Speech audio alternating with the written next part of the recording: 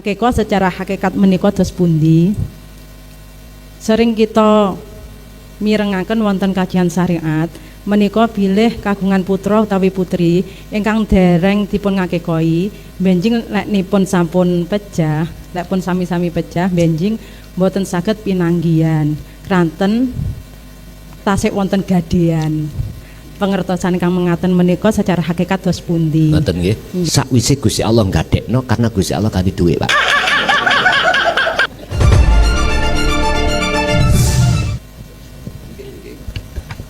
Assalamualaikum warahmatullahi wabarakatuh. Terima kasih atas kesempatan diberikan kepada kami.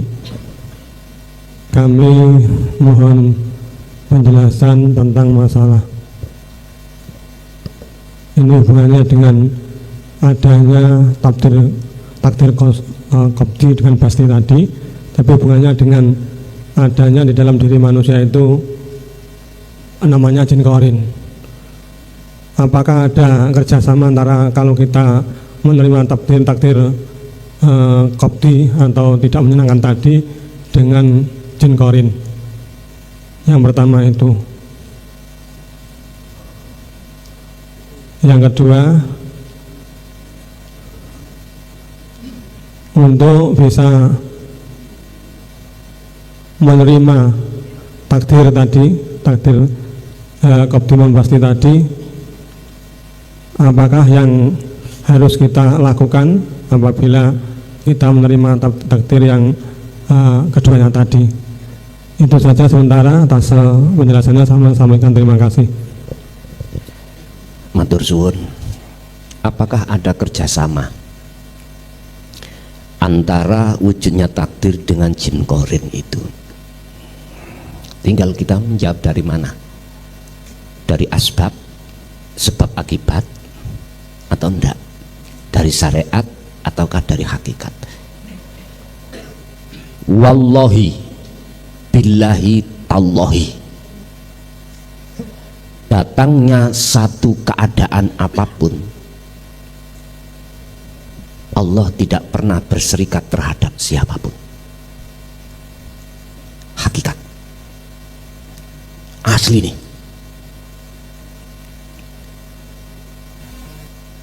Ada dasar? Ada. Mungkin bisa dibuka dalam surah yang menyampaikan terkait masalah syafaat itu loh, Pak. Surat nopo? Az-Zumar 4, Pak. Ini langsung Rasulullah, boten tember-tember. Adakah Allah berserikat terhadap Muhammad ibnu Abdillah untuk menyampaikan syafaat ini? Tergantung jenengan nanti melihat, menerjemahkan, menghayati ayat ini dari sisi mana. Kalau sisi syariat sih jelas Rasulullah. Kalau kita menghayati, ngerteni ayat ini dari sisi hakikat, beda lagi. Inilah letak kalau Allah tidak akan pernah berserikat terhadap siapapun. Kul, katakan Muhammad, sendika dawuh napa Gusti ingkang kula sampaiake, lillahi ku tetep kedue Allah apa asy-syafa'atu utawi pertolongan, jami'an kelawan sekabehane. Artinya ayat itu pertolongan, syafaat itu milik Allah, milik Allah.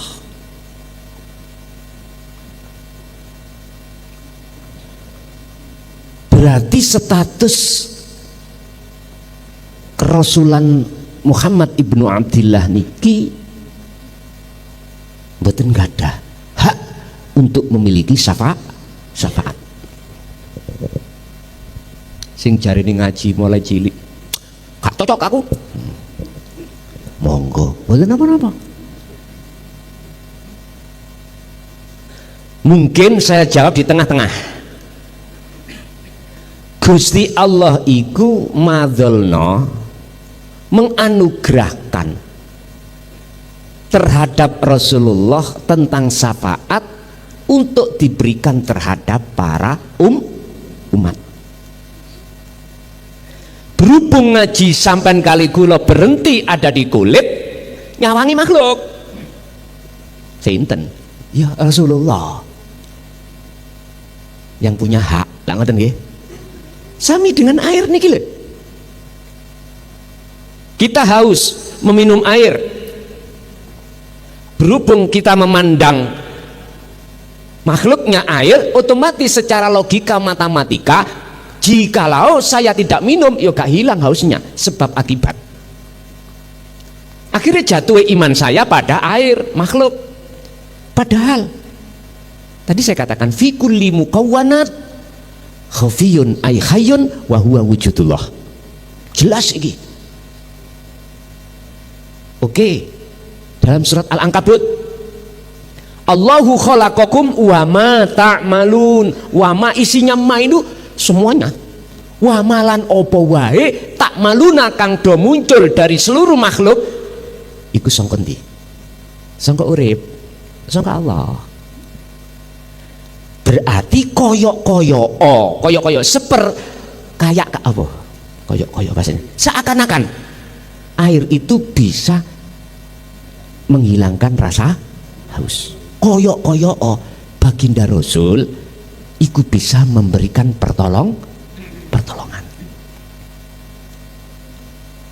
Innaka sak temene sira Muhammad iku la tahdi, ora bakal bisa awe hidayah sira Muhammad man ing wong ahbabta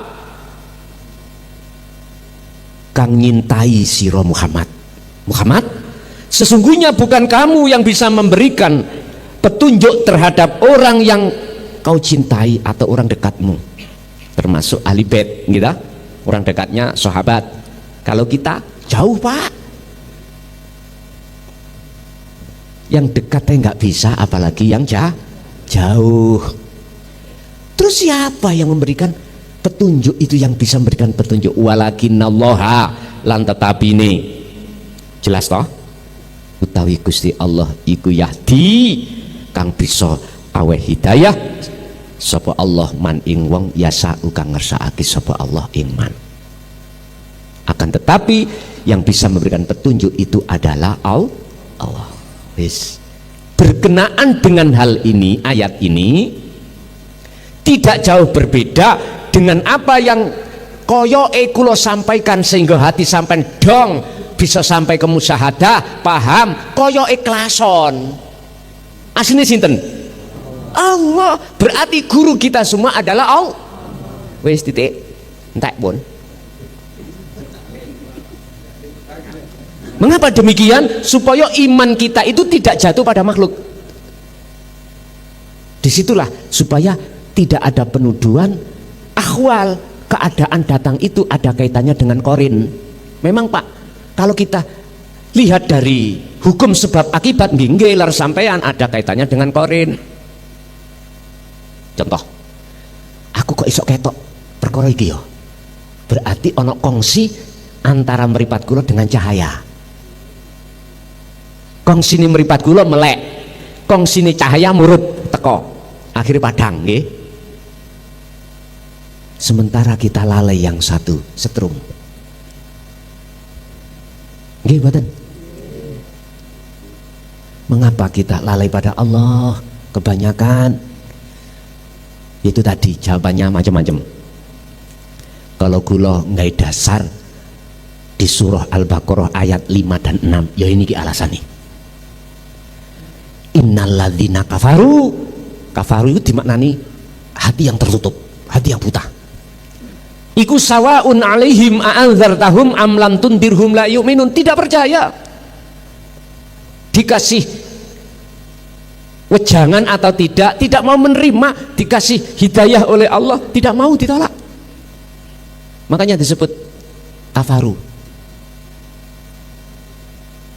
Padha uga wong iki dikandani atau tidak, tetep iku layu minun. Akibatnya apa? Khotamallahu ala qulu, dikunci sudah. Itu yang pertama, tinggal kita menjawab dari hukum sebab akibat syariat atau dari hakikat. Yang kedua,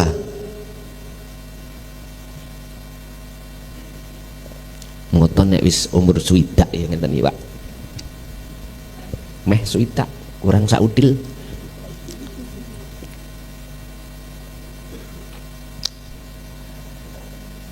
Menghadapnya dalam satu keadaan baik qabdi maupun basti, apa yang harus kita lakukan?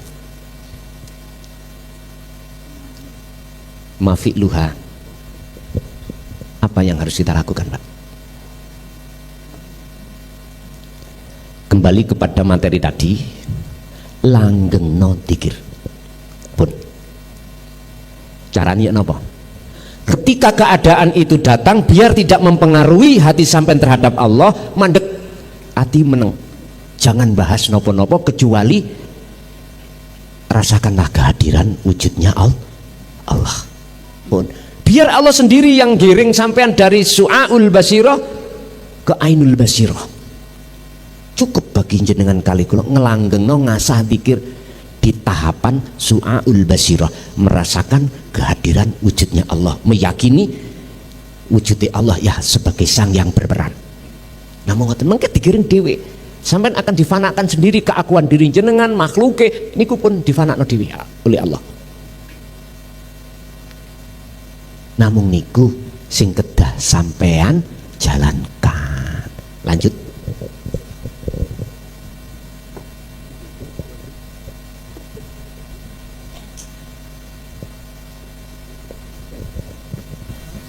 Assalamualaikum warahmatullahi wabarakatuh. Tepangaken Gus, nami kula Suwarno, asli dari Banyumas, sekarang domisili di Blitar. Nggih, Banyumas, Jawa Tengah. Nggih. Nggih. Ingkang kala wingi niku WA panjenengan niku. WA sakniki boten pati kula bales iki ngarano. Nggih. Ngapunten kula gadah napa unek-unek ten nate ampun puluhan tahun ngoten. Nggih. Ingkang unek-unek kawula menika napa sejatine urip ten pundi kawula mlaku lan sapa ingkang nuntun.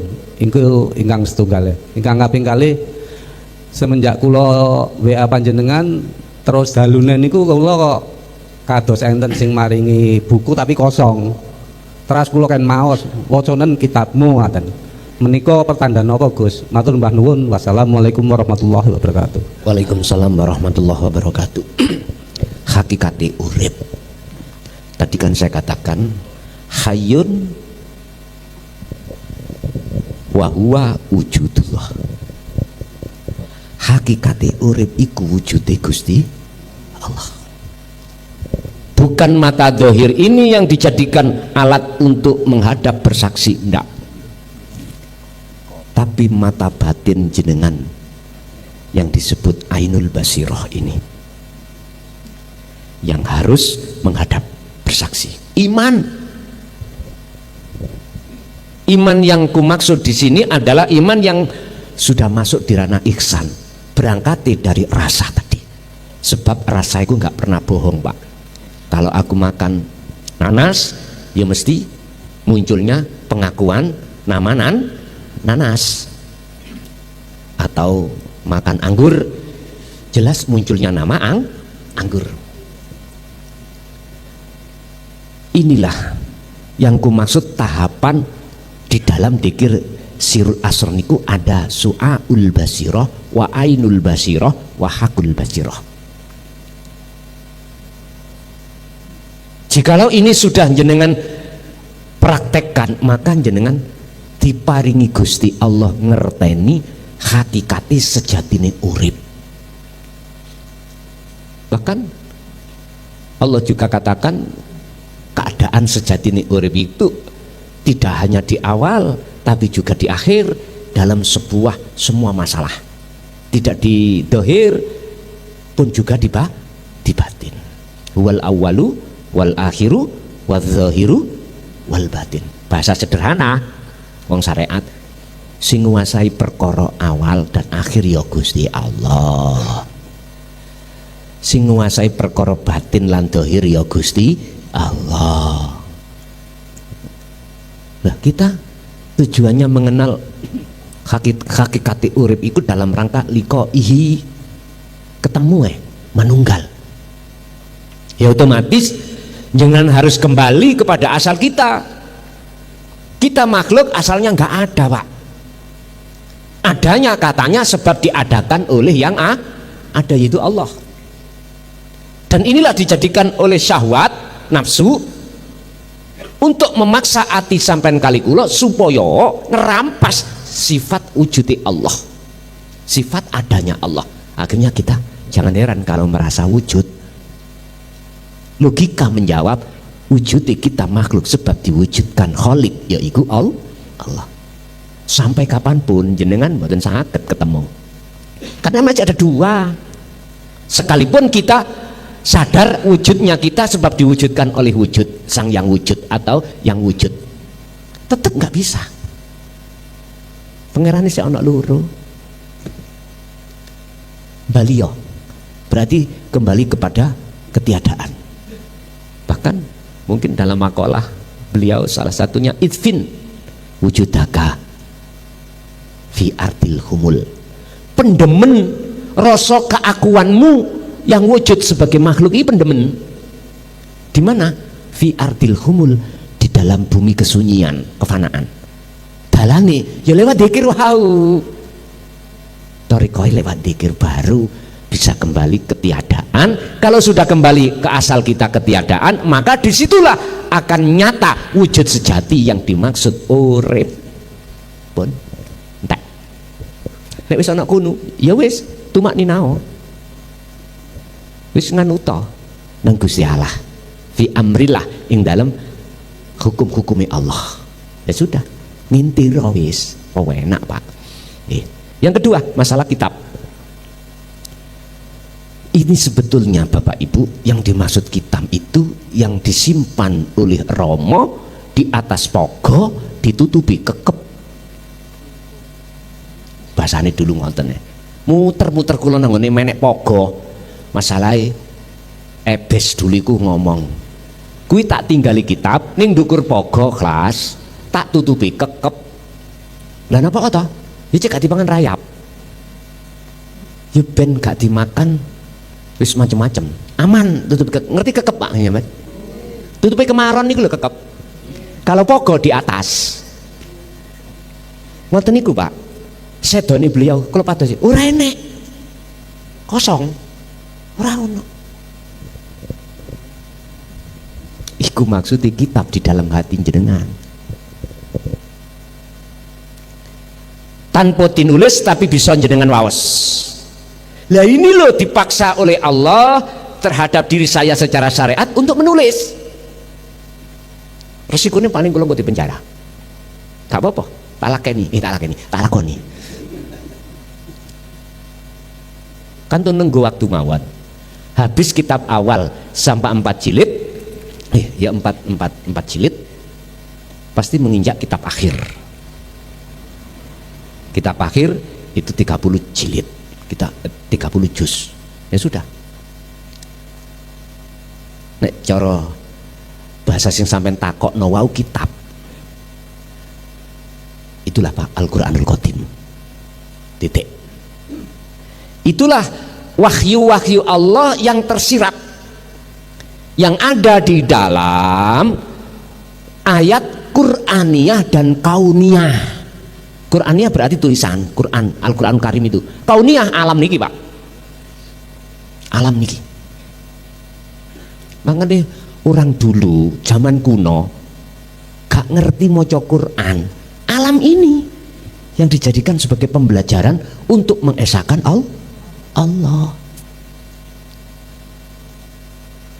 Para kekasih Allah dulu itu diaturi Allah untuk menerjemahkan ayat-ayat kauniyah untuk mendapatkan ayat-ayat yang tersirat.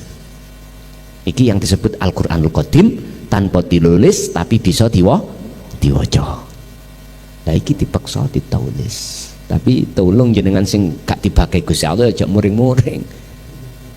Pasti niku mengki seleksi pol. Nah sing kitab awal sih siapapun bisa untuk mengkonsumsi belajar monggo. tapi nek kitab akhir engko dhisik. Mengapa harus ada muncul Quran, Al-Quranul Karim, padahal Allah juga menurunkan wahyu terhadap Nabi Isa. Sempurna nih kitab disebut kitab Injil. Mengapa harus muncul Taurat? Apa kurang sempurna wahyu Allah itu di dalam Taurat? Apakah kurang sempurna Jabur wahyu Allah? Kok kadek diturunkan lagi sampai 4 ini, yang tujuannya untuk menyempurnakan? Apakah tidak sempurna? Sempurna, Pak. Oleh karena banyak tangan-tangan syaiton yang merubah maqasidul a'dham, makhluk syahidnya perwahyu itulah, maka diturunkan sebab asbabun nuzulnya mulai Jabur, Taurat, Injil, Al-Quran. Tinggal pertanyaannya sekarang, apakah perwahyu di dalam Al-Quranul Karim itu ada yang menyelewengkan maksudnya? Ya sudah, saya tidak berkomentar terlalu ke dalam, saya berkomentar enteng-entengan aja. Ada faktor indikasi-indikasi untuk merubah ayat-ayat Allah dalam Al-Quran. Mungkin jenengan eling namanya Salman Rushdie, sekitar tahun 88 atau 89. Ingat Pak?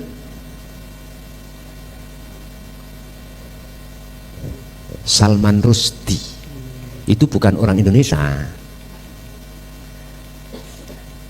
Sampai buka nih Google, siapa Salman Rushdie yang berupaya melecehkan Quran dan merubah ayat-ayat Al-Quran. Ini nek cara syariat, jikalau kalau tarik dari sisi hakikat, ayat pertama, surat pertama Al-Fatihah, Bismillah, Bismillahirrahmanirrahim. Banyak yang mengarahkan nama dijadikan Tuhan, padahal nama sitok mawon dengan menyebut nama Allah. Maksudnya apakah nama itu bisa mengeluarkan sifat Ar-Rahman Ar-Rahim? Enggak. Sesungguhnya yang memiliki nama yang bisa memunculkan sifat Ar-Rahman dan Ar-Rahim. Dalam hadits qudsi Allah mengingatkan kita, janganlah kau menyembah namaku, sifatku, zatku, tapi sembahlah aku. Wes, ayat hadits qudsi iki nek diberikan pada kita yang belum punya akses, ndas nih kok pecah wak. Aku maksudnya piye? Oke, di luar hadits qudsi Al-Quran, kita masuk ke ranah surat Toha ayat 14. Innani anallah la ilaha illa ana. Ana terus ingsun. Fa'budni yo ana ingsun. Wa aqimis shalah li dzikri lo ingsun. Saking sedikit bahkan tidak ada yang mau untuk membuka maksud ana, maksud ingsun. Inilah akhirnya kita sebagai masyarakat menerjemahkan Bismillah itu nama. Niki gursa ayat titik awal modal. Apalagi kalau belakrak tutup sampai juz 30 wis gak iso mikir Pak kula Pak. Ya Allah. Sehingga tadi saya katakan, jikalau niki mengke kula launching Al-Qur'anul Qadim, minimal paling enggak kula di penjara. Ora apa-apa. Demi jenengan paham betul. Ono apa ada ayat sing tanpa tertulis jenengan isok woco, sekarang ditulis pisan impun gini ku Pak. Dadi ning ati sampeyan kitab iku boten adoh, ning ati sampeyan hati sing ya apa, hati yang sudah bersih dari min ta'thiril dunia, dari pengaruhi kehidupan dunia. Hati sampean bersih dari pengaruh-pengaruh kehidupan dunia, baru Pak di situ Al-Qur'anul Qadim akan nyata miturut pandangan meripat ati panjenengan. Gini ki ternyata yang dimaksud tak simpening pogo, tak tutupi kekep. Tiba tak golek ora temu dohire. Niki gak adoh ambek wong Jawa ngarani urip iku kuwi akan isok ketemu nek wis ketemu galihe. Lah ya wis ora kono ternyata. Ngono kok gak dijelasno kan biyen. Kene mumet sampai dijotos ambek abah lho. Gara-gara kongen goleki susuane angin, ya toh. Ketemu Pak, menurut pandangan kula susuane angin niku lesus. Tak duduno dijotos kalih pake kula. Nggih, Lajeng sewu Bapak Yai. nggih. Badhe tanglet. Kula saking medali nami kula Sugiharto Lestari. Tapi pertanyaan kula niku radi melenceng saking materi. Wonten kalih pertanyaan ingkang sepindah. Gusti Allah dawuh, fas'alu ahla dzikri in kuntum la ta'lamun. Mongko padha takono sira kabeh ing ahli zikir lamun sira ora padha ngerti. Padahal nuwun sewu lene secara akal lene kula panjenengan tanglet niku kanteng tiyang ahli ilmu. Tiyang ingkang kathah ilmune pengetahuan kathah niki tapi ten Al-Qur'an kok dipun sebataken tanglete dhateng ahli zikri. Niku pripun penjelasanipun niku ingkang sepindah. Ingkang kalih wonten hadisipun Kanjeng Nabi, tafakkaru fil khalqi wala tafakkaru fil khaliqi. Padha mikir-mikir sira ing makhluke Gusti Allah, aja mikir nyang pengirane. Padahal nuwun sewu ilmu tauhid niku ingkang dibahas tentang Gusti Allah, tapi kok wonten hadis kados mengatakan niku lenggahipun ten pundi. Kula kok bingung. Nggih. Matur suwun. Wassalamualaikum warahmatullahi wabarakatuh. Waalaikumsalam warahmatullahi wabarakatuh. Disebut al-alim al-alamah. Iku sebatas ngerti, paham. Dan ilmu ini yang dipahami memunculkan satu nur disebut nur kasfi. Kalau bahasa kasaf suwari. Inilah Bapak Ibu, kalau menurut kami orang yang alim belum tentu arif. Arif itu berarti wong sing makrifat dateng Allah. Tondone wong alim dengan mudah menjabarkan pengetahuan ilmu yang sudah dia dapatkan. Terus arif itu sendiri adalah orang yang meningkatkan kealimannya menuju kearifan. Otomatis arif ini disebut sebagai ahli dzikir. Berarti derajate al-alim dengan wong sing ngalim ambek wong mudzakir atau wong sing ahli dzikir itu di mata Allah lebih tinggi ahli dzikir. Sebab dikatakan ahli dzikir ini jelas arif, bukan alim. Arif ini. Kalau kita yang alim itu pintar dalam mengolah kata, menjelaskan maksud-maksud daripada perilmu. Tapi kalau arif niki lebih halus lagi. Lebih halus lagi. Karena berbicara tentang masalah daqaiqul asrar, lembut-lembute ngilmu kepengeranan. Kalau alim iku sebatas makhluk sian. Makanya ilmu yang jenengan kali kula trimo buai faham jenengan disebut wong sing alim ini enggak berguna tatkala tidak kita teruskan menuju arif. Kita menuju arif tidak lepas dari zikir. Jadi mengapa di situ disuruh bertanya pada orang ahli zikir? Karena ahli zikir itu sudah tentu otomatis arif, bijaksana. Orang bijaksana itu tidak mudah menyalahkan persepsi orang lain. Bahkan menghormati. Kok bisa ya? Karena tidak sibuk memandang makhluknya. Karena sibuk hatinya memandang Allahnya. Di situ loh persoalannya. Atau boleh saya katakan, Pak, alim iku nggih, mu'alim iku adalah laksana setetes air di lautan, setetes. Tapi arif yo air yang ada di laut, di lautan. Ya wis niku pun.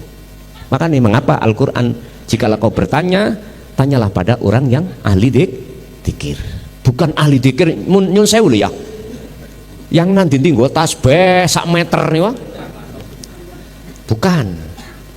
Bukan yang dengan sifat atau nama, bukan itu. Yang tak maksud di sini adalah kesadaran hati bahwasanya segala hal apapun yang keluar dari makhluk itu tidak dari makhluk, akan tetapi dari urip, yaitu Allah Subhanahu wa ta'ala. Pun 1, 2 tafakkaru fi khalqillah. Niki maksudnya khusus untuk ainul basyariyah, mempunyai akal, disuruh untuk berpikir tentang ciptaannya, urusan zatnya. Jangan jenengan pikir ana nggone dewi, ada tempatnya sendiri. Ainul basiro, angen-angene hati kelawan rasa iku lho Pak, plek pun maksudnya ada di situ. Wala tafakkaru fi dzatihi, aja kok pikir dzati Allah. Ya mesti Pak nek sampe pikir ambek otak polo pedot sampean, karena ini logika, iki bermateri, mboten saged lungguhi dhewe-dhewe. Istilah mripat dohir kanggo nyekseni wujude makhluk, mripat batin kanggo nyekseni wujude Gusti Allah. Wis ngoten lah ringkese, penake wonten mriku. Tapi mengapa hadis harus mengatakan itu tidak dijabarkan sarai namung matane? Ya jenengan cek mikir, ngoten lho, cek mikir. Artinya cek mikir, cek munggah. Jenengan iki nek cara sekolah cek naik, ngoten lho. Nek cara wong syariat cek naik nang hakikat, ngoten lho. Boten meneng ae. Wis pokok ya wis ngene tok ya aja ngono. Nyun sewu, Pak. Kula niki pernah ngalami ngetes satu hewan. Kira-kira hewan iki milih sing ndi? Kula tuki namanya pisang. Ketek-ketek. Monyet. Tak delok ae. Lho nyapa ya? Tingkatannya ketek. Yuk kalau sing muruki kongkon ngoncei, iku lho Pak dioncei Pak. Tak delok, terus arahnya kemana? Ternyata yang didahar, yang dimakan, iku isine, dalamnya, bukan kulite.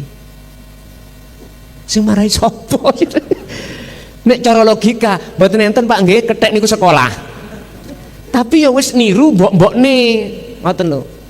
Beda dengan sapi Pak. Kalau diduki pisang ya dipangan sak kulit, karena pelajarannya mulai awal iku mbah bapakne, makne iku ngajari dipangan sak kulite. Artine napa? Ngeten Pak. Monggo Pak, sederek sedaya dulurku sing lagi bibinau lan nglakoni ilmu syariat lho kok, monggo sak kersa jenengan. Monggo. Terus derek-derekku, saudara-saudaraku, jenengan mangan isine nggih monggo. Derek-derekku nek sampean pangan karo-karo nggih monggo. Wis ngoten mawon kula. Hanya apa? Sebab kula sibuk sapa sing garakno jenengan mangan kulit tok, isine tok, bahkan sak kulite dipangan. Ya wis Gusti Allah maneh. Wis cair Pak nek ngeten. Nggih, dadi Pak kesimpulannya hadis niku untuk memikir tentang dzati Gusti Allah, jangan memakai akal tapi pakailah dengan hati. Makaten kan. Assalamualaikum warahmatullahi wabarakatuh. Waalaikumsalam warahmatullahi wabarakatuh. Ngapunten Gus badhe nderek tanglet. Nggih, monggo Bu.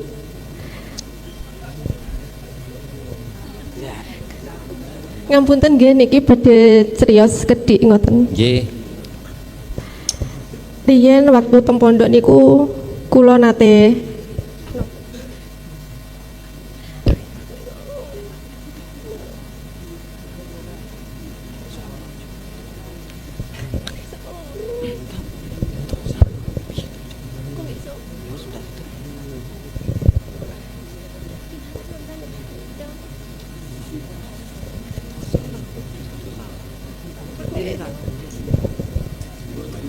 Pangapunten Gusti kula wakili ngoten.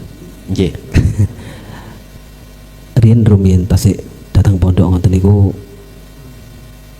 temriku nate badhe salat tahajud ngoten. Datang mriku nate badhe salat tahajud. Salat tahajud. Nggih. Badhe ngoten rumaose niku bayang-bayangi kados ngetutne teng wingkinge ngoten. Ada bayang-bayang. Nggih ada. Yang seakan-akan napa niku? Salat niku enten bayang-bayangi piyambake niku nggih berjalan teng wingkinge ngoten. Nggih. Ngoten.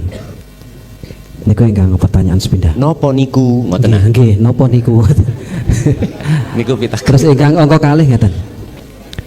Menika sampun ate tumut napa niku? Baiatan Qadiriyah kali nak Subandiyah ngoten. Nggih, sami. Awal mula saderengipun nderek menika ketrumiyin niku dateng manahipun wonten benih-benih kalimah la ilaha illallah niku baik keadaan rame napa sepi niku teng manahe ngoten niku terus enten tuntunan la ilaha illallah ngoten.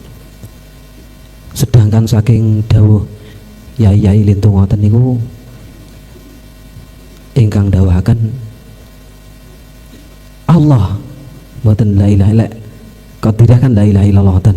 Sedangkan napa ingkang nak Subandiyah Allah Allah dan niku dos pundi sekitane nekuni ingkang la ilaha illallah ingkang sampun wonten benih teng manah napa Allah Allah ngoten. Ngoten nggih. Nggih sampun matur nuwun. Wonten kirang langkung ngapunten. Assalamualaikum warahmatullahi wabarakatuh. Waalaikumsalam warahmatullahi wabarakatuh. Berbicara tentang bayang-bayang, bukan bayang lungguh nih lho Pak ya. Sesuatu sosok yang selalu mengikuti. Ini Pak, sebetulnya terhadap siapapun, kalau alam mukasyafah itu Allah buka dalam hati seseorang, pasti dia akan diberitahukan Allah terkait siapa secara syar'i yang menghuni alam mukasyafah ini. Ini adalah makhluk-makhluk yang bersifatkan ghaibiyah. Ada malaikat, ya,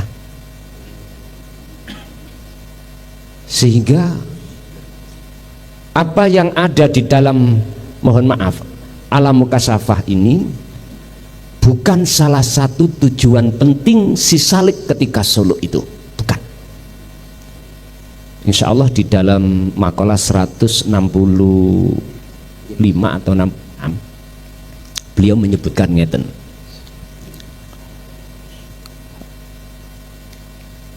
kasab suwari itu gak penting.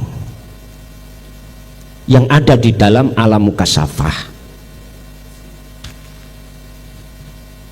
ora penting, sebab di dalam alam mukasyafah ini tidak ada bedanya dengan di alam muhadharah kasunyatan ini. Cuman bedanya kalau alam muhadharah kasunyatan ini kita memakai dengan mata dohir, kalau di alam mukasyafah dengan mata hati basiroh itu. Ini gak penting. Oleh karena ini gak penting, janganlah wahai si salik ketika Anda suluk bertujuan untuk masuk di situ, jangan. Jangan Pak. Sebab luwih bahaya jenengan ketemu makhluk ghaibiyah, lebih berat dan lebih tebal pengaruhnya makhluk ghaibiyah daripada makhluk kasariyah niki, ya. Dohir niki. Jenengan untuk meninggalkan ini lebih sulit di alam kasafah.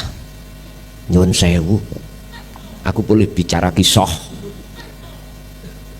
Meh setahun Pak, kalau niki ninggal ngoten niku sik diober-ober ae.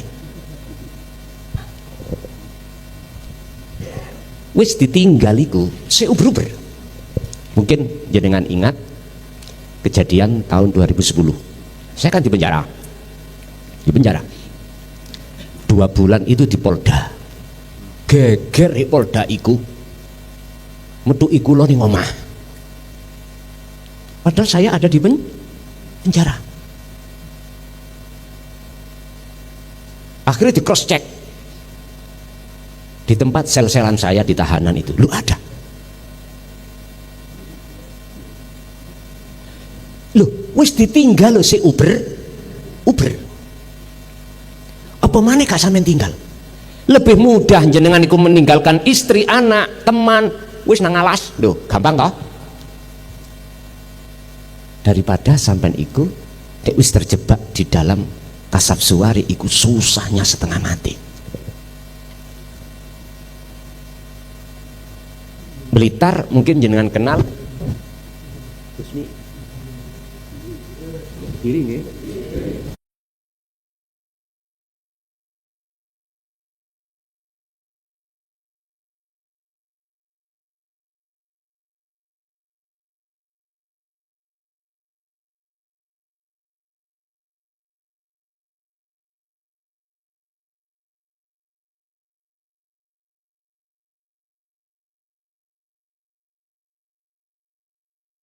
Kula mbayangne mendano sampak sedo durung pisah iku piye dadine. Beda Pak, jenengan tidak arahnya ke situ terus Allah bonusi beda. Itu beda. Lah si salik cukup jenengan ini bermaksud tujuan liqa'illah aja. Ibu yang ngalami seperti itu apa? Itulah salah satu di antara gaib makhluk, entah itu jin, entah itu iblis, entah itu malaikat, selalu ngiting sampean. Iku saya makhluk. Tapi kalau kita kembalikan pada materi ini, Gusti Allah nguji, ngoten lho ya. Berhubung saat itu jenengan belum dikenalkan Allah akses untuk kemusyahadah lewat dzikir sirul asrar, bingung Pak. Bingung kita, nggak bisa mensikapi. Nyun sewu, sudah tidak menjadi asing teman-teman pondok itu mempelajari ilmu kasaf. Nyun sewu, untuk ini, untuk itu, gitu. Munculnya akhirnya karomah, mulih-mulih banyu ilu sak gelas, isok dadi wedang kopi. Bisa menjadi gula kopi, bisa menjadi uang. Nggih mboten?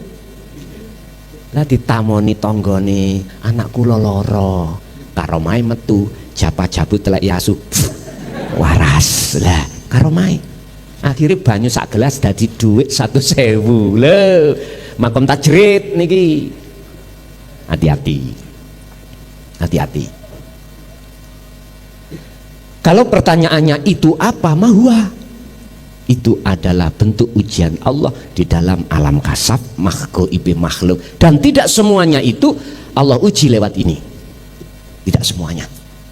Makanya jenengan ketika toponing papan sepi khalwat terus jenengan diterjadikan Allah proses, mohon maaf, ruh ini keluar sampai nuju beberapa ngalam sap langit siji ketemu.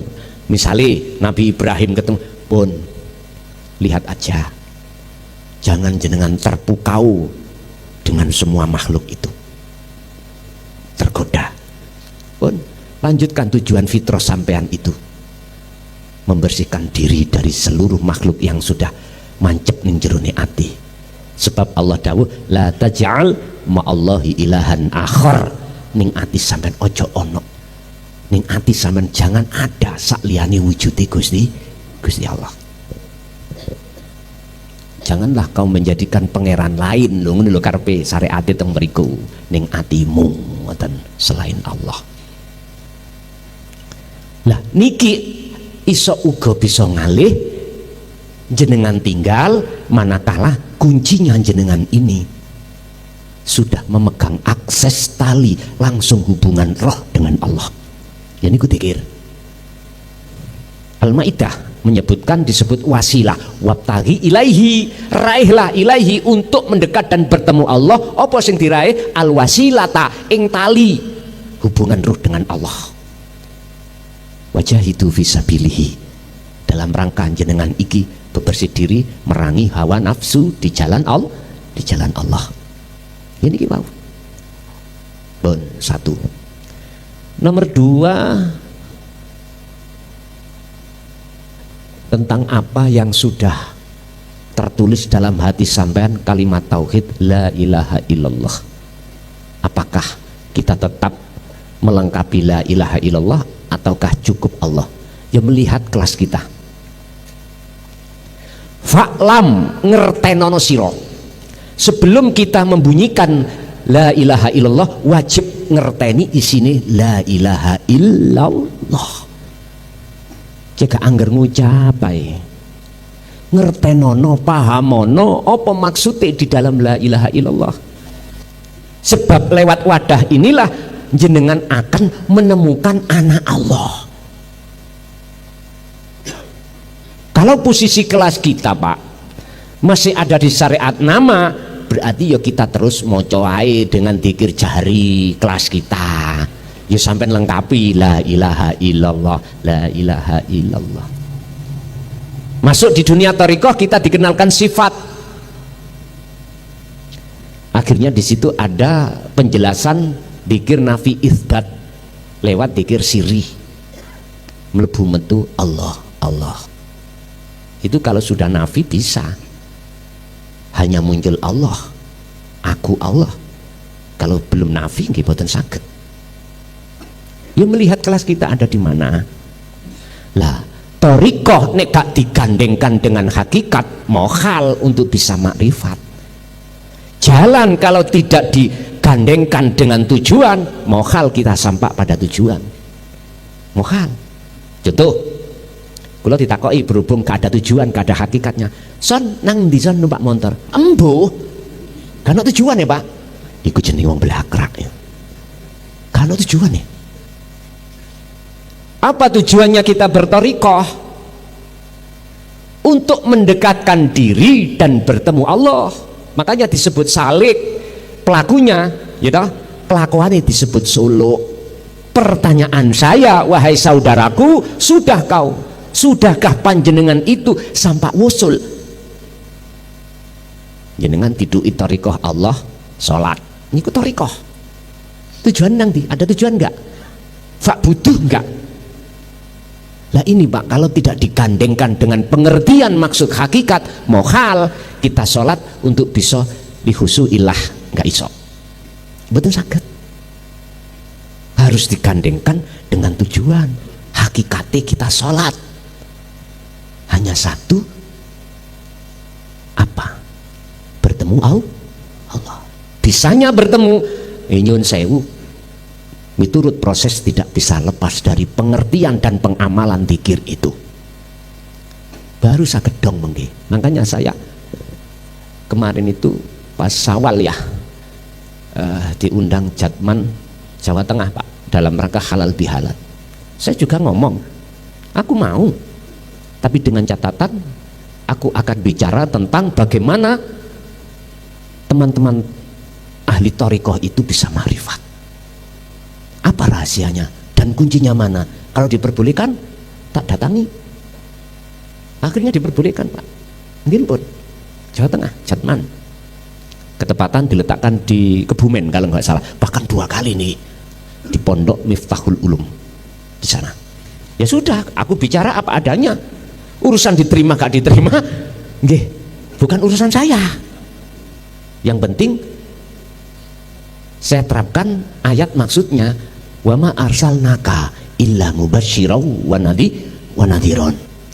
Enggak ada hak saya untuk memaksakan diri untuk beriman, enggak. Aku cuman menyampaikan aja. Alhamdulillah. Masalahnya apa Pak? Kebanyakan mayoritas yang sudah masuk di dalam dunia thariqah muktabaroh itu wong iku wis tuwek-tuwek. Umure wis minggli. Ngerti minggli nggih? Gawil dengan kematian. Lu estu. Terus jikalau dia masih buta pada Allah ainul basirahnya, siapa yang tanggung jawab? Ayo. Siapa yang bertanggung jawab? Misalnya contoh saya ngaku-ngaku jadi mursyid tak BA dan lain sebagainya, berarti saya tanggung jawab. Ngapunten Kang Kata, logika saya berkata, kalau saya buta, Apa mungkin bisa menuntun orang buta menuju ke tujuan? Gak mungkin. Coba nih gak percaya, wong lurung nih kongen merem karo tuntunan nang omah bareng ngaji, ayo disawang di video, coba engko mlayune nang ndi? Iku logika. Makanya saya menemukan satu ayat yang menjelaskan tentang masalah hal ini di dalam surah Al-Isra ayat 72. Barang siapa saat di dunia hatinya masih buta pada Allah, kemudian sudah mingglik dan mati, dia pun di akhirat pasti buta. Wa adallu sabila, dan lebih sesat apa nih sabilan jalannya. Naudzubillah. Makanya bagi saya sebagai murid panjenengan, matur suwun kula Pak, kula jadi murid sampean, matur suwun kula sampean dunungno babakan ngeten iki. Sebab kebahagiaan hati, kedamaian, ketenangan hati letaknya tidak di dunia mewah, boten, tapi letaknya sepanjang mana hati ini bisa berzikir kepada Allah, hanya di situ. Jikalau jenengan ini ibu tadi sudah masuk di dalam thariqah, terus sampai gandeng hakikate, prosesnya ya dikir siri iku sing sampai kumandangno. Isinya la ilaha, sudah tidak ada selain Allah. Makanya disebutkan cukup membaca ati Allah. Tapi maksudnya ati membaca Allah itu berhubung jenengan hakikati, otomatis rasa ini berjalan. Allah ingsun iku yang dimaksud urip, ngoten lho niki. Baru ketemu makrifate. Nek sampean hanya ucap tok dalam hati dzikir sir Allah, wis aku yakin sampean akan dibukakan kasaf sampean tentang masalah gaib makhluk. Ternyata seluruh makhluk, hewan termasuk tumbuh-tumbuhan bertasbih. Krungu sampean niku. Nantinya dari situ hati koyok cagak, koyok apa nih berzikir sampean wis gak iso ndeleh awak. Wis ketakutan. Akhirnya wong liya melihat kita itu seperti orang edan. Tua. Lah kula bicara koyok ngeten niki kena ngalami. Wis sing kurban kula tok ae. Jenengan gak usah ada kurban kedua kali. Aku yakin jenengan jikalau memegang sirul asrar betul mempengaruhi jenengan. Tersikapnya dunia kasaf tidak akan menjadikan pengaruh hati sampai datang Allah. Aku yakin itu nantinya jadinya seperti itu. Nanti kalau sudah jenengan betul-betul sudah dikatakan makrifat Allah, wis bahasa nama Allah sudah enggak ada, bahasa hu ya enggak ada, diem Pak, dieme iku akhirnya ben gampang diomongno ingsun, ngoten lho niku. Wis kantun Gusti Allah meletakkan hati panjenengan Bu di mana.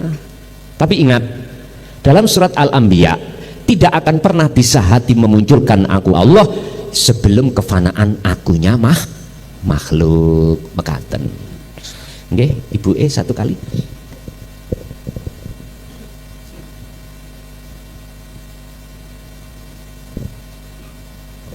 Tak tutupnya jam 11 pisan.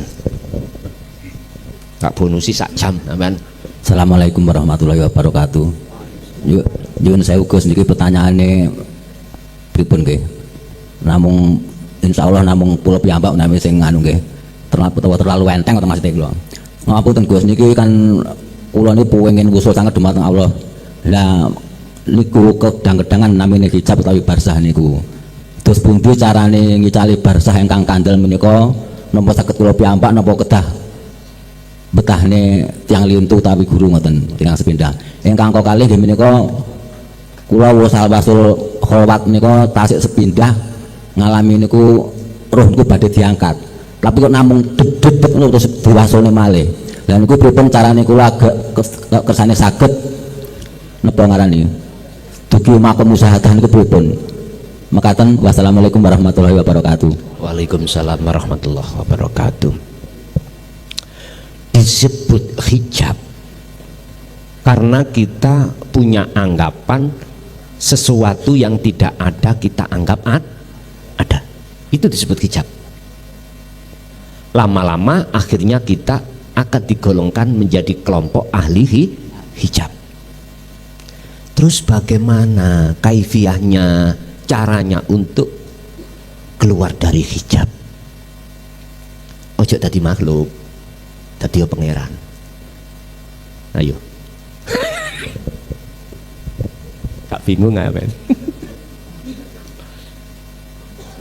Pun kalimat itu tak uraine, Pak. Kok tafsiran sampean kok boleh khawatir nuju nanggone Fir'aun yang pernah ngomong yang ada di Al-Qur'an itu. Ana rabbukumul a'la. Samarku ngono. Padahal arahnya tidak ke situ. Ngeten lho, Pak. Selama di dalam diri kita ada ingsun makhluk.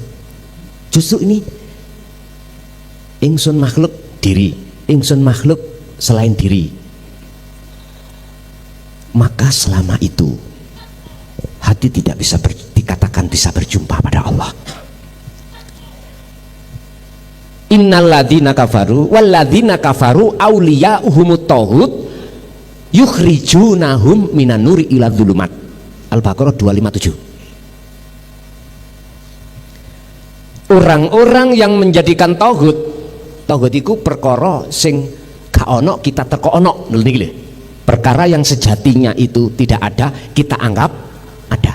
Niku namanya tauhid. Bahasa uraiannya, bahasa luhutnya tauhid itu berhala. Apa yang terjadi? Yukhrijunahum. Tauhid itu akan mengeluarkan kamu minan nuri ila dzulumat, menjadikan hati Anda itu gelap pada Allah. Sebelum ayat ini Allah juga katakan walladzin Allahu waliyul ladzina amanu yukhrijuhum minadz-dzulumati ilan nur. Jikalau Allah itu yang kau jadikan sebagai imammu, penolongmu, maksudnya Allah itu adalah wujudnya, maka itulah yang disebut jenengan ikut di zona terang benderang. Bagaimana kaifiahnya, caranya kami bisa keluar dari zona gelap ini sehingga menutupi hatiku terhadap Allah? Padahal Allah ya ada di dalam dan di luar diri kita, kok kita nggak tahu? Jawabannya sampean gugah, Pak. Telengi hati itu sampean gugah. Yang kami sebut sebagai rasa itu sampean gugah. Fungsikan rasa itu, fungsikan dengan cara rasakanlah kehadiran wujud Allah yang kita sebut sebagai hidup. Buktinya semua apa yang terjadi ya iku sing duweni kuwi mau. Dengan cara begitulah nanti soyo suwe lama kelamaan Allah sendiri yang membuang hijab-hijab itu, bukan kita. Apakah harus ada pertolongan orang lain? Enggak, Pak. Yang bisa mengalahkan nafsu, yang bisa menghilangkan hijab hanyalah Allah. Etikanya, akhlak kita berzikir terus. Udah sederhana, muter-muter jawabannya ono dikir terus nggih wis gak ono, wis muter-muter ono gunung sadar diri wis. Terus yang kedua, saya ketika kholwat pernah ngalami ruh itu dikeluarkan sebelum sampai ke musyawarah dikembalikan. Ini biasanya, Pak, ada rasa takut biasanya lo ya, ada rasa takut karena pertimbangan anak, istri, utang siakeh dan lain sebagainya. Ingatlah, ketahuilah nyun sewu, itu semuanya adalah bisikan nafsu. Bagaimana caranya sampai ketakutan sehingga tidak terus untuk jalan. Aslinya wonten mriku. Ingat ya, sepanjang ya ruh itu belum ditarik Allah dalam kewusulan terhadap Allah alias manunggal di alam musyahadah, ruh itu nggak akan pernah aman, Pak, terhadap nafsu. Nafsu itu apa? Pengakuan diri, ya itu loh nafsu. Kan sudah dikatakan dalam surat Yusuf, wa ma ubarri'u nafsi inna nafsa la amaratun bisu. Aku nggak pernah bilang kalau aku itu sudah aman dari nafsu. Intine sepanjang kita belum ditarik Allah di musyahadah, siapapun kita pasti gak aman sangka dini nafsu. Sebab nafsu nun vaksin diri itu adalah diri makhluk kebanyakan dalam diri kita. Wis gak aman. Nah ini akan hilang, akan jina, akan musno diri aku hamba ketika saat muncul diri Allah. Nah, ini prosesnya Pak. Kegelapan itu akan hilang jikalau sudah datang cahaya. Etikanya cahaya itu datang karena memang jenengan terus menerus melanggengkan dzikir tersebut. Yes. Terus bagaimana langkah berikutnya? Terus Pak, wala tayasu fi roihillah. Jangan putus asa. Terus lakukan kholwat itu dalam keadaan apapun, di tempat manapun. Sebab namanya kholwat itu tidak harus ditentukan tempat dan waktu. Semuanya itu bisa jenengan jalankan. Mekaten. Lanjut. Assalamualaikum warahmatullahi wabarakatuh. Tepangaken kawula saking namung tangga dusun mriki mawon. Ingkang kawula tangletaken Gus menika kula menika termasuk santri baru ngantos 3 tahun apa sekawan tahun. Niki ari kalane kawula kholwat menika bermimpi pinanggih panjenengan wonten ing mriku panjenengan dawuh fi kasratil sukri niku 3 kali. Nah terus ingkang kula tangletaken menika tamsile dos pundi ngoten? Napa wau kasroti Fi kasroti sukri. Nggih. Salajeng ingkang angka kalih selang beberapa waktu malih kawula kholwat menika dipun sumerepaken kalian sinar ingkang terang ananging bentukipun nika bulat. Sing terang menika wonten pinggir mawon terus tengahipun nika bolong ngoten. Terus ingkang perkalih menika kula nyuwun tamsilipun dos pundi mekaten. Assalamualaikum warahmatullahi wabarakatuh. Waalaikumsalam warahmatullahi wabarakatuh. Babakan mimpi itu juga dikatakan dunia kasaf. Tinggal kita mandangnya, bersaksinya kemana. Sebetulnya sama dengan kita di muhadharah niki. Tinggal pertanyaannya mandangnya kemana. Kalau yang dimaksud sukri ini bahasanya syukur, kita nggak bisa Pak dikatakan syukur dengan benar manakala dalam diri kita belum ada ikhlas. Yang kami maksud ikhlas, nggak merasa kalau kita yang makhluk yang melakukan, nggak bisa kita dikatakan syukur. Nyuwun sewu, ini gandeng dengan pertanyaan derek kula yang ada di Malang kemarin. Kata syariat, wong sing gak gelem donga disebut wong sombong. Gitu. Kalau sudah duduk di hakikat, mohon maaf sekali lagi, gak wani njaluk. Karena njaluk itu tuduh dihukumi wong sing kumprung, gak duwe tata krama, gak punya tata krama etika pada Allah. Iku namanya kumprung. Bapak Ibu, Allah sudah jelas mengatakan la in syakartum la azidannakum. Di situ tidak lepas dari kata ingsun. Berhubung kita tidak mengerti ingsun kemana sebenarnya, akhirnya hakikatnya syukur kita itu belum bisa tembus pada Allah. Akibatnya syukur kita itu puji kita pada makhluk. Nun sewu, kita ada masalah Pak, terus ditulungi tonggo kita, matur suwune nang pundi? Tonggo. Padahal di dalam tonggo ada Allah betul? Ada. Kita nggak bisa tembus di situ Pak. Akhirnya jatuhnya iman kita, yang bisa menolong kita adalah tetangga. Ini persoalan. Ngekeh kuwi syukur datang Allah, artinya kemakrifatan pertemuan jenengan datang Allah lewat bahasa syukur gunakan. Satu hari satu malam kehitung 24 jam. Apapun keluar masuknya nafas, apakah ini bernilai maksiat apa taat nang Allah? Dikatakan maksiat manakala bebarengan napas ini kita lalai pada Allah, itu maksiat. Dikatakan taat pada Allah tatkala bebarengan napas keluar ini dibarengi hati ini ingat pada Allah. Sing tak maksud ingat, sadar bukan kita makhluk yang wujud, bukan kita makhluk yang bisa ini bisa itu. Itu yang kami maksud syukur, ngekeh, memperbanyak syukurnya itu di situ. Pun satu. Nomor dua, niki pisan kas Pak nggih.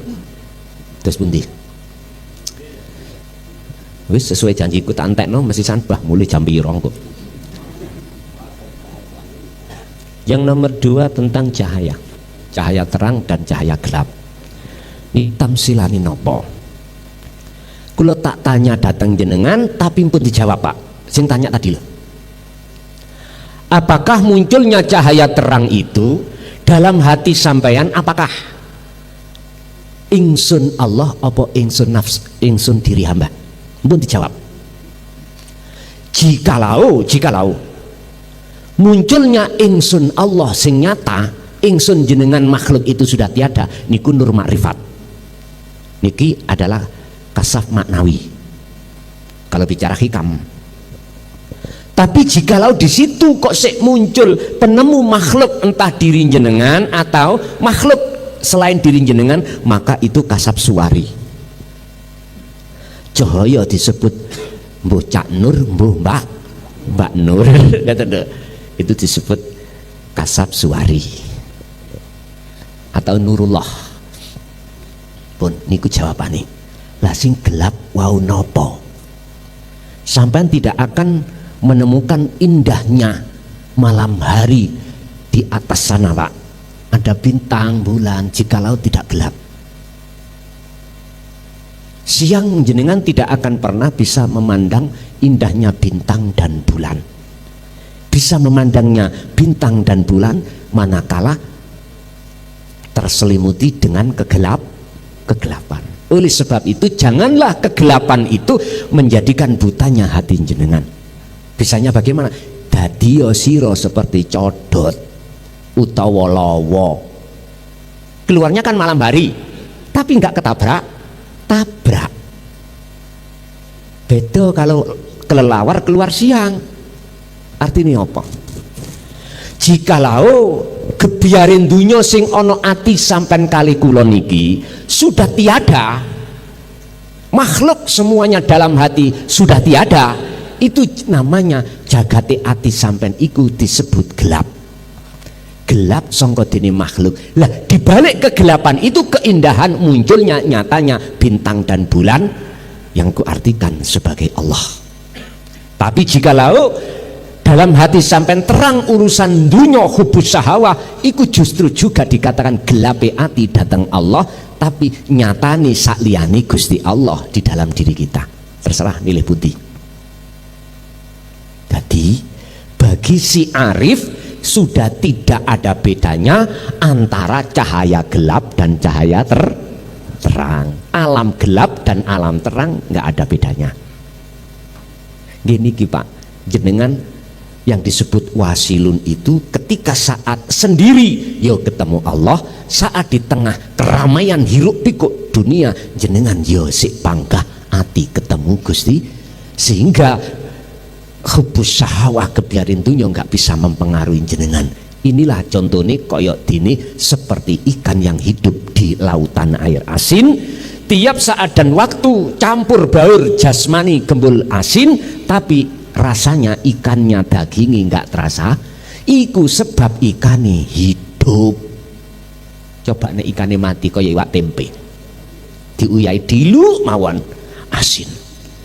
Mekatenlah ayat-ayat kauniyah bisa dijadikan sebagai pemahaman untuk bertemu Allah di sini. Lanjut.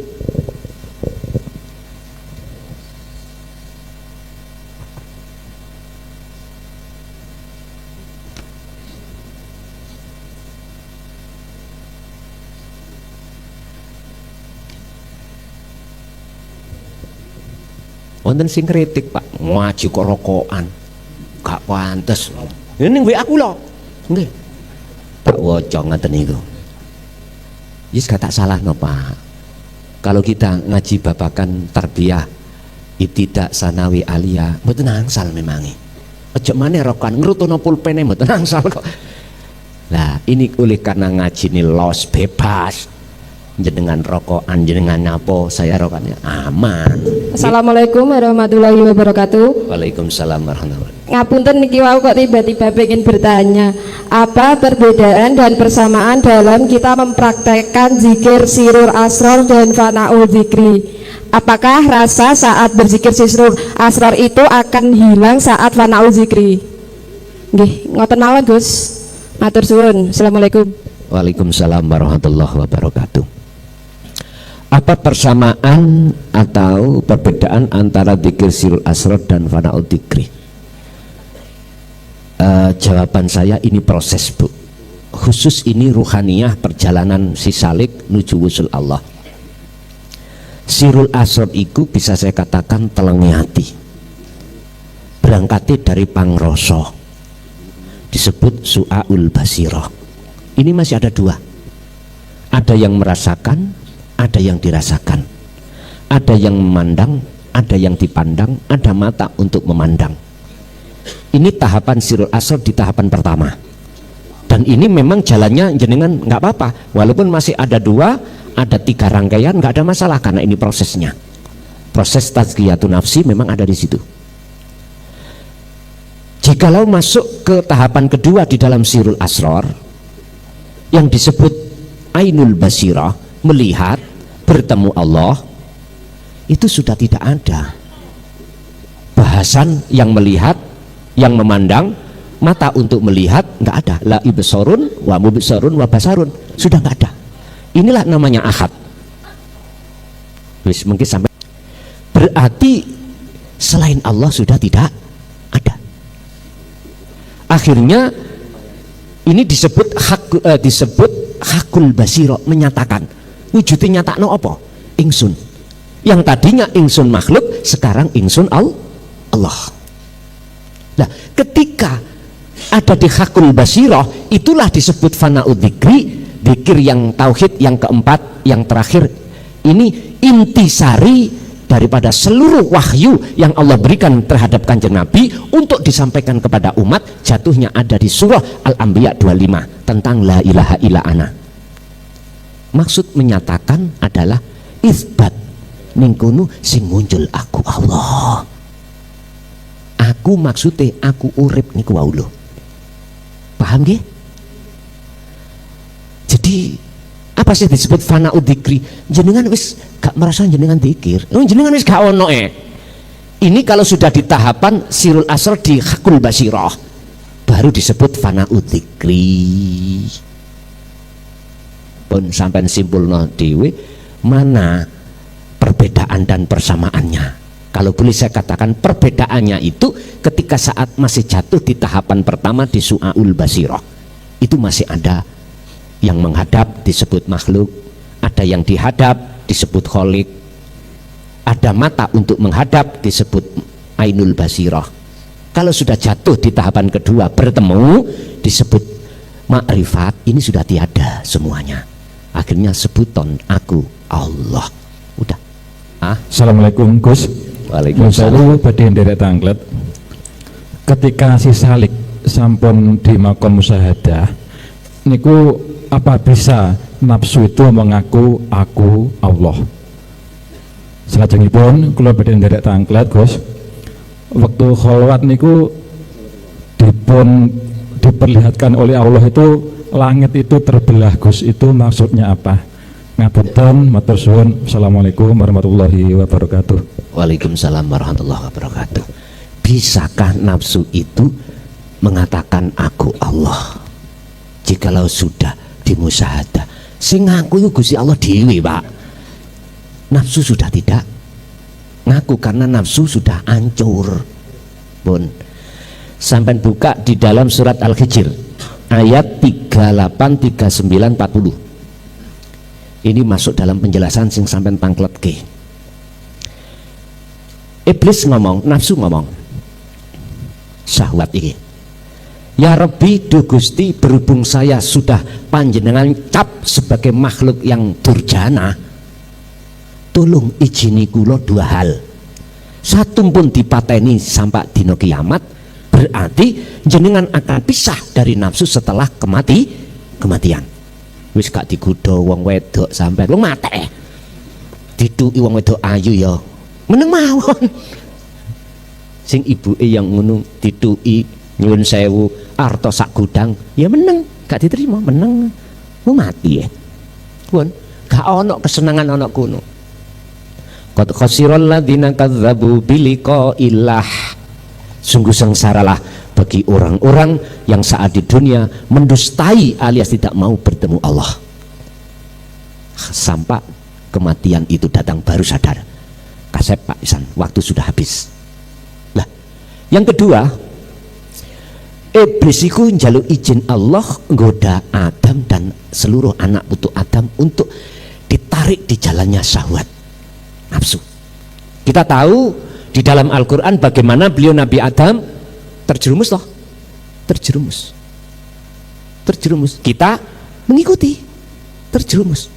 Oke lah Pak, inilah proses tentang dawuh Gusti Allah, wa id qala lil malaikati inni ja'ilun fil ardi khalifah. Memang ya sudah, kita gembul atau hati ini tercampur dengan kekotoran. Yang terpenting adalah sebelum masa yang Allah tentukan kita sudah kembali ke fitrah lagi, gitu loh. Kita lihat sejarah Nabi Adam, bisanya kembali bagaimana? Fatalaqqa Adamu min rabbihi kalimatim fataba alaih. Artinya Nabi Adam iku purun rimo kalimat yang Allah berikan. Kalimat yang kami maksud dalam ayat ini adalah faktor-faktor menuju ketakwaan jenengan, ilmu, ngamal, istiqomah. Inilah yang ku maksud kalimat itu. Ilmu yang kami maksud adalah dinu tauhid. Amal yang kami maksud adalah kholwat dengan akses pikir. Istiqomah yang ku maksud di sini adalah terus menerus. Baru fataba mongko nrimo tobat sapa Gusti Allah alaihi ngatasi dosane kesalahane Nabi Adam. Fataba alaihi artinya kesalahan kita dengan bentuk mengadakan perkara yang gak ada tadi loh, diampuni Allah. Tapi dalam ayat yang 40 Allah katakan illa ibadaka minhumul mukhlasin. Iki omongan iblis. Semua aku jerumuskan ya Allah, tapi situ golongan satu yang tidak bisa aku jerumuskan. Illa ibadaka, kecuali piro-piro hamba sampeyan ya Gusti. Minhum iku setengah saking ibad al mukhlasina, utawi golongan wong sing dipilih Allah. Siapa yang dipilih? Kembali lagi tadi keterangan wong sing dipilih wong sing piye? Intine yaiku wong sing memegang hatine takwa. Pun titik. Berarti amannya ruh dari pengaruh hawa nafsu kalau sudah ditarik ke alam musyahadah. Kalau sudah ke alam musyahadah dikatakan, maka sing ngakoni aku Allah itu Allah sendiri. Nafsu nggak bisa, Pak. Hancur sudah. Kalimat nafsu, kalimat akal, kalimat roh, kalimat jiwa, kalimat sukma sudah nggak ada, sudah lebur sudah. Bon, itu yang pertama. Yang kedua, tentang langit dibelah. Iki piye maksudnya? Inni wajjahtu wajhiya lilladzi fataras samawati wal ardo. Kalau isinya langit dan isinya bumi di dalam hati sampean itu sudah Allah fanakan, maka wama ana minal musyrikin. Ati jenengan itu sudah tidak lagi golongan orang yang menyekutukan Allah. Artinya mafhum mukhalafahnya adalah kebalikan kata, jikalau isi langit dan bumi belum dibelah oleh Allah, belum difanakan oleh Allah, maka kita itu wa ana minal musyrikin, golongan orang yang masih menyekutukan Allah. Itu maksudnya. Berarti nggak bisa ini wajah tu wajia. Makanya bahasa apa? Bahasa kiamat itu kan musnoe sakliyane Gusti Allah. Lah sekarang dalam hati ini sakliyane Allah sudah musno apa durung? Nah ini. Aku yakin jenengan walaupun berapa detik, jika jenengan sudah mendawamkan zikir tersebut pasti sudah, cuman muncul maneh, fana, muncul maneh. Jadi kayak gelembung-gelembung. Udah, memang Pak, itu prosesi kita di musyahadatul fana dan kamil Pak, memang begitu. Sing penting jenengan terus jangan pernah melepaskan tali itu dengan niat sengaja, jangan. Wa'tasimu bihablillahi jami'ah, tali Allah pegang terus. Wala tafarraqu, jangan kau lepas. Jikalau jenengan gak ada niat terus terlepas, ya iku karepe Allah dilepas jenengan. Ya wis karepe Gusti Allah kan aman, Pak. Aman, jenengan dilebokno neraka wis karepe Allah, jenengan iku wis gak panas neraka niku. Lho ngoten. Kantun takon iblis, "Iblis, awakmu mlebu neraka iku karepe Gusti Allah apa karepmu?" Nek karepe Gusti Allah gak panas. Ya wis, gegero. Sebab ada pertanyaan ngeten. Iblis dijadikan Allah dari api. Ya, terus iblis dilebokno api. Apa tumon api ketemu api iku panas? Tak kongkon moro, tak kampleng pipine. Palawok. Loro enggak? Nggih. Kulit ketemu kok. Mekaten. Jadi maksudnya belah langit iku, Pak. Jenengan difanakan tentang urusan mukasyafah. Maksud Allah supaya jenengan bisa ke musyahadah. Nek bumi berarti muhadharah iki. Ngoten. Ya kudu dibelah no pisan. Kedua-duanya harus lenyap mekaten. Assalamualaikum warahmatullahi wabarakatuh. Waalaikumsalam warahmatullahi wabarakatuh. Dipun tepangaken kawula Bu Nur Badriah saking Dusun Gentor, Desa Candirejo. Badhe nyuwun pirsa Gus, boten sesuai tema. Ngaten hakikah secara hakikat menika dos pundi? Sering kita mirengaken wonten kajian syariat menika bilih kagungan putra utawi putri ingkang dereng dipun ngakekoi benjing leknipun sampun pejah, lek pun sami-sami pejah benjing mboten saged pinanggihan kranten tasik wonten gadean. Pengertosan kang mengaten menika secara hakikat dos pundi? Ngoten nggih. Nggih. Assalamualaikum warahmatullahi wabarakatuh. Waalaikumsalam warahmatullahi wabarakatuh. Singkat kata tazkiyatun nafsi. Singkat kata bebersih diri. Sebab apa kok bebersih diri? Karena ada indikasi apa? Kekotoran. Mengapa sampean harus nyaponi omah? Karena omah kotor. Iku lho asalipun. Hakikat di dunia syariat dikatakan sebagai penebusan roh iku. Sakwise Gusti Allah ngadekno karena Gusti Allah kali duwe, Pak. Nggak punten, adik ngadek-ngadekno barang. Ini ada kaitannya dengan surat Al-A'raf ayat 172. Ruh iku sebelum Allah tiupkan terhadap jasmani, ruh niku mendata tanda tangan perjanjian. Apa isi perjanjiannya? Tidak akan menyembah, memuja, memuji, bercinta kecuali hanya datang Gusti Allah. Alastu birabbikum, roh jawab qalu bala syahidna. Wis mpun diarani Gusti Allah ngadekno bahasa gaden-gaden ojo. Gusti Allah iku gantungno yang namanya perjanjian ini betulkah kita laksanakan? Nah itu loh. Ternyata semua manusia tanpa terkecuali mulai zamannya Rasulullah Nabiullah Adam alaihissalam sampai anak turune sampai kali kula mesti ngalami jeglak buah huldi. Ngerti jeglak, Pak? Dahar. Terus itu yang aluse apa namanya Blitar, dahar. Ya syahwat dunia itu sebetulnya.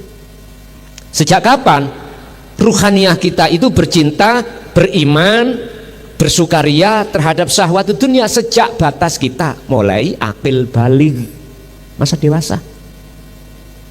Siapapun kita ngincipi perkara sing kotor. Lho niki lho, maksude iku sampean belehno wedhus.